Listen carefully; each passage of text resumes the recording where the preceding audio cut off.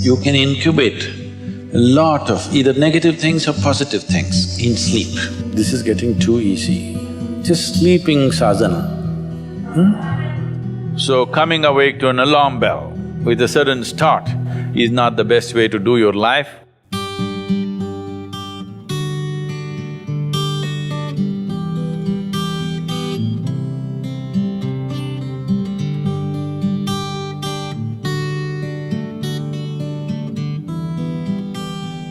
How many of you find that one day morning when you get up without any reason, you're just feeling ugly for no reason? If it is happening even at least 2-3 times a year, if it is, then you must do certain things before you go to bed. It's very, very important. Because unconsciously, you need to understand this, you can incubate a lot of either negative things or positive things in sleep. Either pleasantness or unpleasantness, you can incubate very effectively, uninterrupted in sleep. You can also incubate it in the day, but there are so many interruptions, it doesn't happen very efficiently. But if you have a tendency to go to bed in a certain way and you wake up in the morning really nasty for simply no reason, that means you're incubating things in the night very efficiently. Bad eggs. This is not just about psychological disturbances, it can cause major physiological problems over a period of time. It's important that you eliminate these things from your life.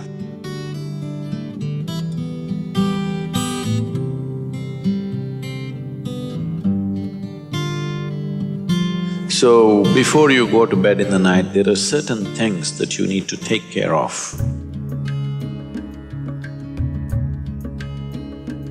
It's best if you're eating meat and other kinds of meals, you eat at least 3 to 4 hours before you go to bed. The digestion is over. Before going to bed, drink a certain amount of water and go to bed. You will see it gets taken care of just like this. One simple thing can be just a shower. Always to shower before go to bed, it'll make a lot of difference.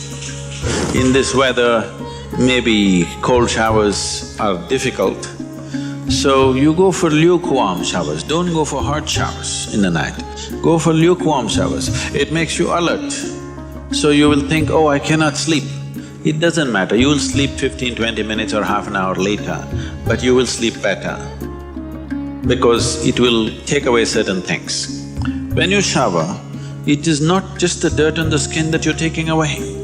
Have you noticed if you're very tense and anxious, whatever, just a shower, you came out, it feels like almost the burden has been taken away from you?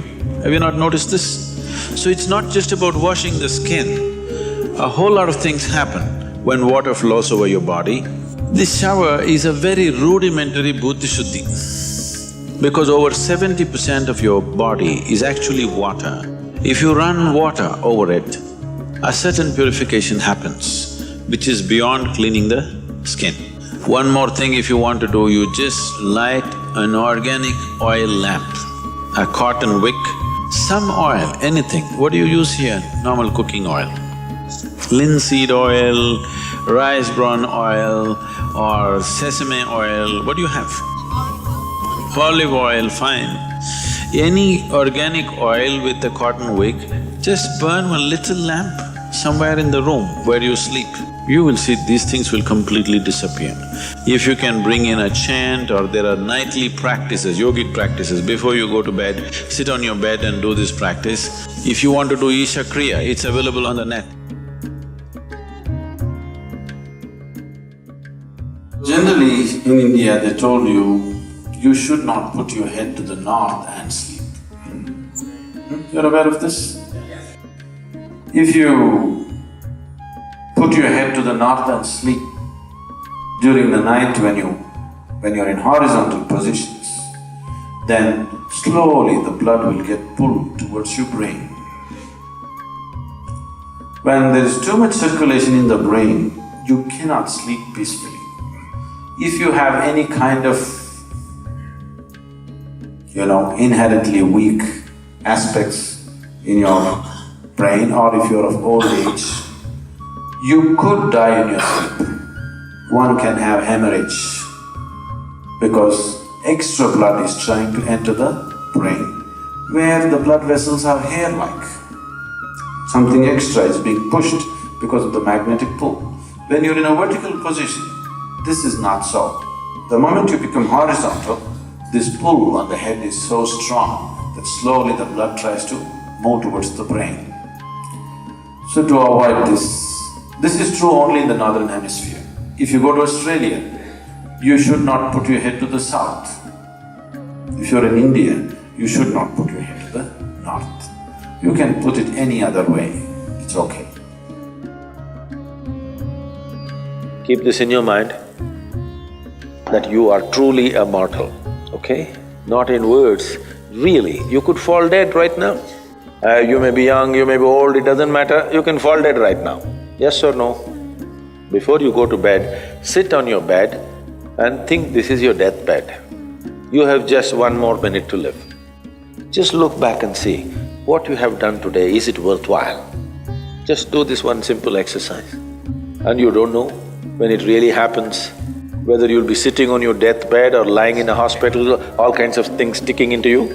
Who knows how it'll happen, but enjoy this every day, that you will sit on your deathbed, look back and see, today, the way I've handled these 24 hours, is it worthwhile? Because now I'm dying. If you do this, you will live a worthwhile life, believe me. So every day in the night, all of you should do this before you go to bed. Last 3 minutes, everything that you have gathered, the body, the content of the mind, things, don't ignore small things, these small things are big things.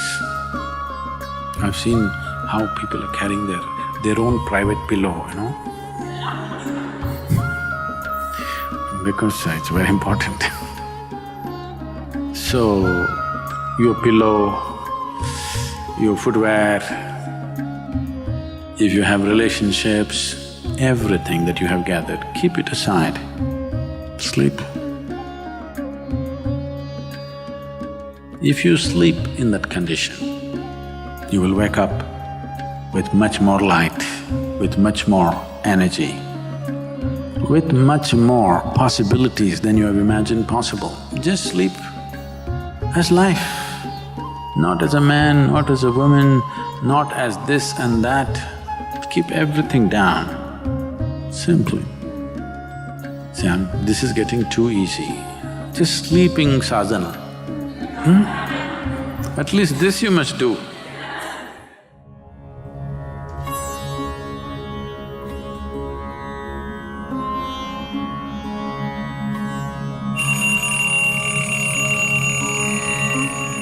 So what kind of sounds come awake to will determine the context of the day and the future of your life in many ways. So coming awake to an alarm bell with a sudden start is not the best way to do your life. It is best that if you need a certain amount of if your body right now, because of the kind of food that you consume and the kind of thoughts and emotions that you process within yourself, accordingly you may… and the level of vibrance that you have managed within your body will determine how much sleep you need. Let us say you need let's say you need 8 or 12 hours of sleep. I was saying the wrong number Whatever amount of sleep you need, you know how much you need. So you go to bed early enough so that you come awake naturally. If you're coming awake naturally, and suppose you have a doubt whether you will come awake or not, if you have a certain chant, if you've identified one of the Vairagya chants, you can use it.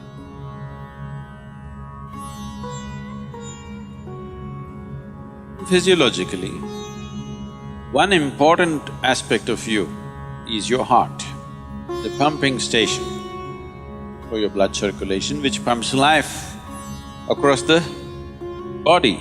If this one thing doesn't happen, nothing happens. This starts from left side. So we told you, in India they have told you, when you wake up, you must roll to your right side and get up. Have they? Left side, if you roll and get up, bad things will happen to you. Did they tell you? Bad things are not about that. When you're in a certain state of relaxation, when the body is in a relaxation, the metabolic activity is low. When you get up, there is a certain surge of activity. That's why they told you in India, see, all these things are built into your life which you're throwing away. The whole science of living has been built into your life. They told you in the morning before you wake up, you must rub your hands together and see like this, huh? Not see like this, you must place it upon your eyes.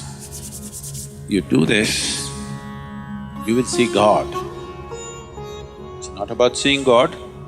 If you rub these two things together, all the nerve endings, there's a heavy concentration of nerve endings in your hands. If you do this, the system comes awake immediately. You're feeling asleep, you're feeling sleepy, just do this and see.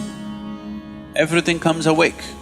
So morning before you move your body, you get it awake first and then place it upon your eyes. Instantly a whole range of nerves connected with your eyes and the other aspect of your senses come awake. Before you move your body and your brain should be active. You shouldn't get up dumb, that's the idea. Understand? So you do that and then roll over to your right and get up.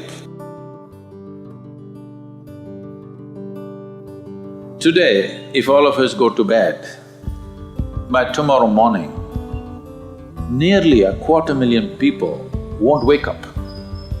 Natural death in the world. Suppose you wake up tomorrow, you guaranteed?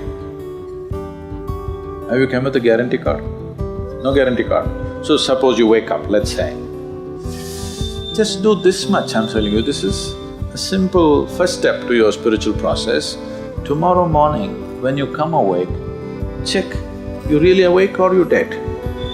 If you're awake, it needs at least a little celebration. You don't have to get up and dance, at least you can smile, still on. 250,000 people died. They were like you and me, poof, they went off, isn't it? Wherever you look, they're not there. Here I am still, alive. One big smile, will you? I'm talking management. Then if 250,000 people died, at least 3 to 5 million people lost somebody who's dear to them. You check those 3, 4, 5 people who matter to you, all of them alive today. One more big smile. Hello? Will you or not? Alive. If suppose right now, we put a gun to your head, will you think it's a relief? No. You'll be terrorized, isn't it? So that's how precious it is to be alive, isn't it so? That's how precious it is for you to be alive. So tomorrow morning, 250,000 people died overnight, but you're still alive. Does it not at least deserve a big smile, I'm asking you? And all the people who matter to you are all alive today. One more big smile?